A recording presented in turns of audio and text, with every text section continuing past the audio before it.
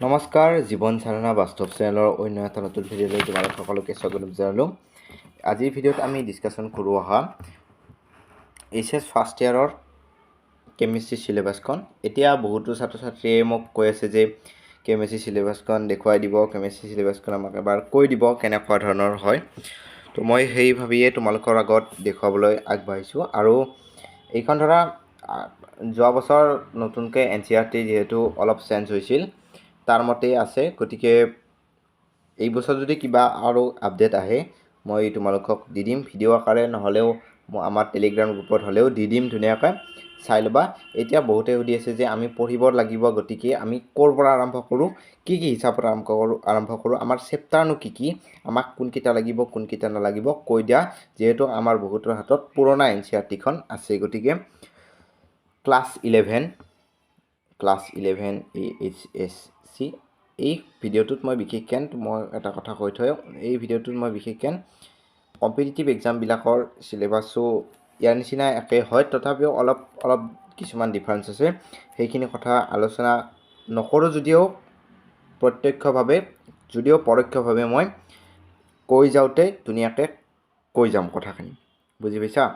তো এতিয়া physical chemistry প্ৰথম ফিজিকেল কেমিষ্ট্ৰি এতিয়া তোমালোকে দেখিবলৈ পাইছা। মই এইটো অলপ সৰু কৰি লওঁ।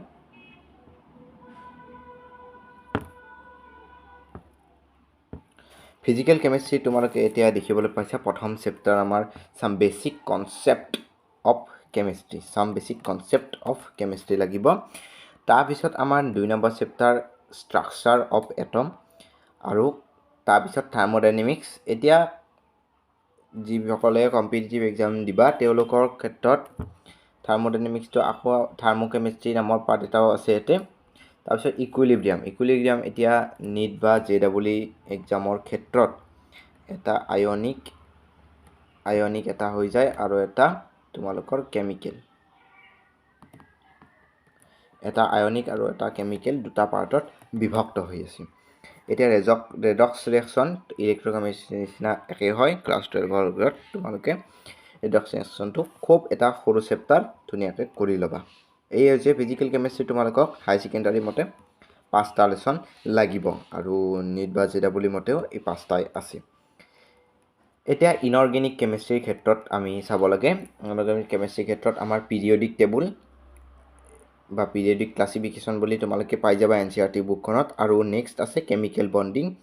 কিন্তু তোমালোকে নিট বা JEE এইবিলাক কম্পিটিটিভ এক্সামৰ কাৰণে পি ব্লক নামৰ যিটো চেপ্টাৰ আছে সেইটো পঢ়িব লাগিব সম্পূৰ্ণভাৱে নহ'লেও পাৰ্চিয়েকভাৱে কিছুমান তাৰ ইউনিট কাটা হৈছে, ৰিডিউচ কৰা হৈছে। গতিকে তোমালোকে সেই ৰিডিউচ কৰা মতে ধুনীয়াকৈ পঢ়ি ল'বা বেলেগ ৰিচৰ্চৰ পৰা। হাই ছেকেণ্ডাৰী ফাৰ্ষ্ট ইয়াৰত পি ব্লক চেপ্টাৰটো নাহে, কিন্তু ছেকেণ্ড ইয়াৰত পি ব্লক চেপ্টাৰটো ধুনীয়াকৈ আছে। গতিকে ছেকেণ্ড ইয়াৰত লাগিব, ফাৰ্ষ্ট ইয়াৰত ইনক্লুড কৰা নাই। ফাৰ্ষ্ট ইয়াৰত বিশেষকৈ গ্ৰুপ নাম্বাৰ 39, 14ৰ ওপৰত বিশদভাৱে অধ্যয়ন কৰা হয় NCERT মতে, আৰু নেক্সট আমাৰ গ্ৰুপ 15, 16, 17, 18লৈকে ধুনীয়াকৈ কৰা হয়।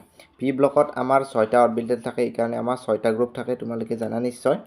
গতিকে লাহে পাবা এইবিলাক ইনঅৰ্গেনিক। তাৰপিছত আহিল organic chemistry, most beautiful part of chemistry. Next organic chemistry IUPAC, আইচোমেৰিজম, GOC আৰু হাইড্ৰ'কাৰ্বন। এনেকৈ তোমালোকে 4টা পাৰ্ট বুলি ভাবা যেতিয়া তোমালোকে কম্পিটিটিভ এক্সামৰ কাৰণে পঢ়িবা। আৰু ধৰা হায়াৰ ছেকেণ্ডাৰীত এই 3টা চেপ্টাৰ মিলাইয়ে আমাৰ NCERTখনত GOC বুলি আছে, জেনেৰেল অৰ্গেনিক কেমিষ্ট্ৰি, চাম basic concept of organic chemistry এনেকৈ থাকে। গতিকে তোমালোকে এনেকৈ এটা লেচনতে ধুনীয়াকৈ NCERTখন ৰিড কৰি ল'ব পাৰা। তাৰপিছত নেক্সট হাইড্ৰ'কাৰ্বন বুলি এটা চেপ্টাৰ আছে, এইটো বহুত বেছি ইম্পৰ্টেণ্ট। ইয়াত ৰিয়েকশ্যনবিলাক পোৱা যায়, উডছ ৰিয়েকশ্যন, কল্ড বেছ ইলেক্ট্ৰলাইটছ ৰিয়েকশ্যন, এইবিলাক ৰিয়েকশ্যন পোৱা যায়। তাৰ IUPAC কম্পাউণ্ডবিলাকৰ নমেনক্লেচাৰখিনি পোৱা যায়। আইচোমেৰিজমত চেইন আইচোমাৰ, পজিশ্যন আইচোমাৰ, অপ্টিকেল আইচোমেৰিজমটো তোমালোকৰ ক্লাছ 12ত বেছিকেলি লাগে। অপ্টিকেলটো তথাপিও কম্পিটিটিভ এক্সামত ফাৰ্ষ্ট ইয়াৰতে অলপ শিকোৱা লোৱা হয়। তাৰপিছত GOC তোমালোকৰ ইণ্ডাকটিভ ইফেক্ট, তাৰপিছত মেজমেটিক ইফেক্ট, M ইফেক্ট, এইবিলাক তোমালোকৰ ধুনীয়াকৈ লাগিব। GOCটো অৰ্গেনিক কেমিষ্ট্ৰি একদম বহুত বেছি ইম্পৰ্টেণ্ট হয়।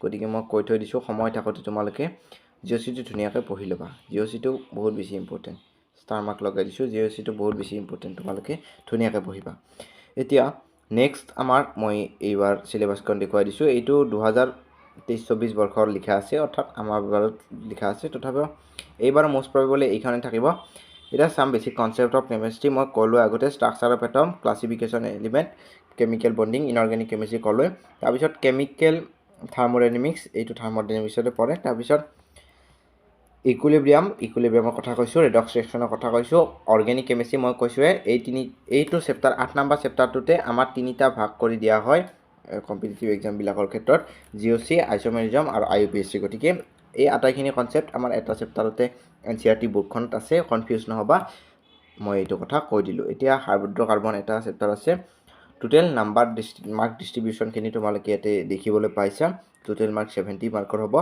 গতিকে এইখিনিয়ে হৈছে কথা আৰু এইটো বহুতে কনফিউজ হ'ব এই কি দিয়া আছে নাম্বাৰ অফ পিৰিয়ড এইটো স্কুলত শিকোৱা কথা কোৱা আছে যে স্কুলত কি শিকোৱা কথা আছে স্কুলত যে সাম বেছিক কনচেপ্ট অফ কেমিষ্ট্ৰিটো আমাৰ 12টা ক্লাছত কমপ্লিট কৰিব পাৰা বা ষ্ট্ৰাকচাৰ অফ এটমটো আমাৰ 14টা ক্লাছত কমপ্লিট হ'ব এইটো ক্লাছ ডিষ্ট্ৰিবিউশ্যনটো দি আছে এই পাৰ্টটো তোমালোকৰ দৃষ্টিকোণৰ পৰা নহয় তোমালোকে জাষ্ট এইখিনি পাৰ্ট চাবা মাৰ্ক ডিষ্ট্ৰিবিউশ্যনখিনি ধুনীয়াকৈ চাই ল'বা এইখিনি মাৰ্ক ডিষ্ট্ৰিবিউশ্যনখিনি নিশ্চিতভাৱে তোমালোকৰ এই ভিডিঅ'টোৰ পৰা নিশ্চিতভাৱে লাভ হৈছে সহায় হৈছে যদি ভিডিঅ'টো ভাল লাগিছে লাইক শ্বেয়াৰ এণ্ড ছাবস্ক্ৰাইব কৰি চেনেলটোৰ মংগল সাধিবা আৰু ভৱিষ্যতলৈ এনেকুৱা ভিডিঅ' পাই থাকিবলৈ এটা ধুনীয়া কমেণ্ট বক্সত লিখিবা ধন্যবাদ